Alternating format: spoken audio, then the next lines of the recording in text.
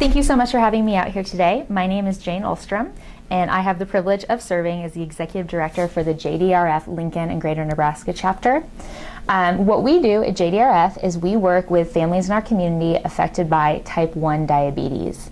Our overall mission is to fund research to better treat, prevent, and cure type 1 for the approximately 6,500 Nebraskans currently living with this illness. I'm not sure how familiar you are with type 1 diabetes, but just as an overview, type 1 is an autoimmune illness, and it is where, unfortunately, your pancreas is no longer able to produce insulin.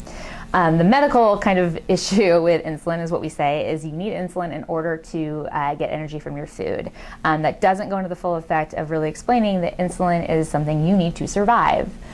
When you have type 1 diabetes, you are tied to either injected insulin or insulin infused through a pump. The dosing of this is going to vary greatly based on so many factors, depending on how much you've had to eat that day, how much sleep you've gotten, your stress level. All of that can impact how much insulin that is required for you simply just to survive. So you can imagine the youngest patient we've had diagnosed in our community was 8 months. So if you can imagine an 8-month-old baby, and you as a parent, especially like a first-time parent, you are now responsible for that life or death medical care, trying to test an 8-month-old baby to see where their blood sugar is at, trying to figure out how much insulin to give them, which, mind you, insulin is a deadly drug. So if it's given too much, you can have dire consequences. Too little, the same rule applies. It's just a lot. It affects someone 24/7. Everything that they do is impacted by this illness. There is no reprieve. There is no remission. We talk a lot, we use the term of dead in bed, which is something that every single family impacted by this illness struggles with. Overnight is a really dangerous time for those living with type 1 diabetes. No family that I work with sleeps a full night. Parents are up every single night at midnight and 3 a.m. to check their child to make sure that they are still alive. I can't imagine what that has to be like to go to bed each night worrying about whether or not your kid is going to wake up. Even when we have kids that leave the house from college, we still have parents that just innately wake up at that time and will text their kid. I'm sure the kid loves that. But constantly still is on that schedule because it's just such a frightening thing. We talk about, JDRF used to be juvenile diabetes, was kind of what we were known for. 85% of people with type 1 are adults. Some of them are diagnosed in adulthood, but really after 18, the disease doesn't go away. So when you transition into adulthood, things that impact are, having a job, driving, if you're going high or low. All of those things can be incredibly dangerous in addition to the long-term complications of the illness, which include stroke, heart attack, kidney failure, nerve damage that can result in amputations. Every single aspect of this disease is affecting every single organ that you have. It's just a really, really dangerous and time-consuming, stressful illness to manage. So as I said, I'm the executive director. I started working for JDRF in 2008. Loved my job, but started realizing that I was getting a little tired and wasn't feeling the greatest. And at first you just equate it to the fact that you work for a nonprofit, which means you work all the time. But then ended up being diagnosed with multiple sclerosis at the age of 25. At that point in my life, I Googled it, which was horrible. And a lot of what I was reading was just like, oh my gosh, you can't have stress, you need to limit all these things, you shouldn't be working.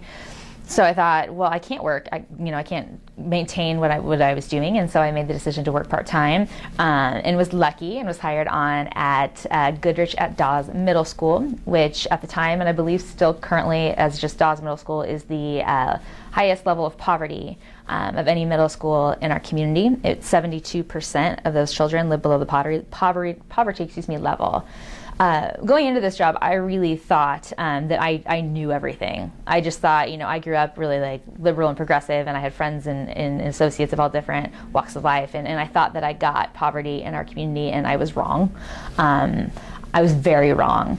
And I can remember on the first day of school, just thinking, it's first day of school, this is so exciting, and I can't even tell you the amount of phone calls I got from parents asking me if that was the first day of school. they had no idea that it was the first day of school. And I reflect back to me growing up, and when the first day of school had a big fat star on it, and we went school shopping and we got backpacks, and it was this huge deal.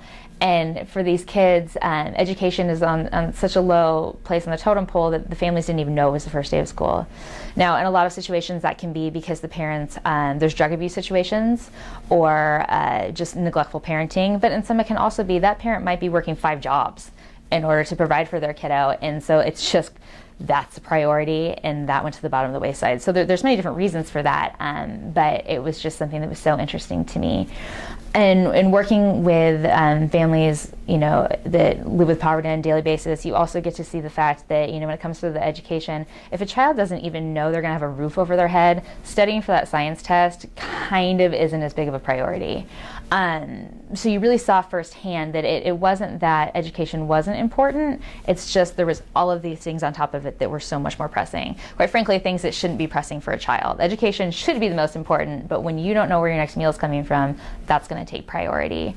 I worked with a mother that came in at parent-teacher conferences, and it was such a wake-up call to me because I had worked so much with kids that maybe were struggling a little bit behind in different areas of, whether it was math, English, reading, whatever. But a parent came in and she spoke English, so it wasn't a language barrier, and I had asked her to fill out a name tag. And I remember the look she gave me, and I just thought, well, maybe she didn't hear me. So I said, oh yeah, just fill out a name tag. We're not going to stalk you. It's just strictly so the teachers know your name, make it more personable. And she took a marker out and started to write her name, and I realized she didn't know how to spell her name. And that, to me, I'd been so focused on the students, it never occurred to me that not only are some of these students struggling, but as a result of that, their parents don't know how to read or write. So it's very difficult for a student when they can't go home to get help with their homework because these parents are struggling. We also worked with a family who had recently immigrated from Iran, and their kids were just super out of control. Good kids, really out of control. And so when the dad was brought in, and he just got super emotional, and originally you're thinking this dad just doesn't care, like he's not paying attention to his kids, he doesn't care. And he just got so emotional and broke down and just discussed the fact that in his country, the way that you discipline your children would have gotten his children taken away from him. And he was so scared, and he loved those kids so much, he did not want to lose them. So his deal of disciplining was just not to do it. But you have all these preconceived notions, and then you realize how truly wrong that they are, and just that to walk in everyone's shoes, you just learn a lot. So I worked for Goodrich and Dawes for a while, and then realized I really like working 8 hours a week. So I came back to JDRF to run it. In that time, since I had been back, I was also diagnosed with lupus. I maintained working at Dawes through being a teammate, but I decided professionally to go back.